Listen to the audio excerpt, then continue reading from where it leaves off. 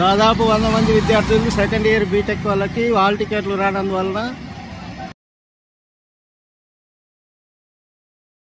మాకు ఫస్ట్ ఏం చెప్పారంటే జాయిన్ అయ్యేటప్పుడే యూనివర్సిటీ ఫీజు మీరు కట్టుకోవాలి, జేవిడి పడితే మాత్రం మీరు కట్టాలి అంతే, అంతకు మించి మీరు ఎక్కువ అమౌంట్ పే చేయాల్సిన అవసరం లేదు, మీకు ఎటువంటి ప్రెజర్ పెట్టమని చెప్పారు. ఇప్పుడు మా దగ్గర బాండ్ పేపర్స్ కూడా ఉన్నాయి.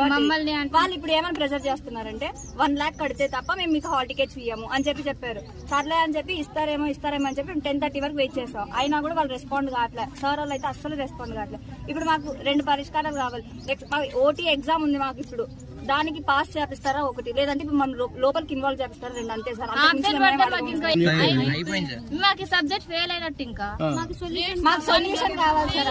చదువుకుంది waste sir. Amount government amount పడి మేము కట్టుకోకుండా ఉంటే మా తప్పు ఉండేది సార్.